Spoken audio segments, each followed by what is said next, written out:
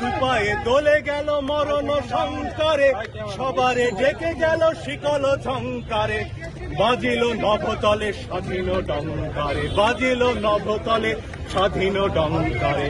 বিজয় সঙ্গীত বন্দি গেয়ে চলে, বন্দিশালা মাঝে ঝঞ্ঝা পোষে ছেড়ে, উতল কলরোলে রক্ত নিশি ভরে।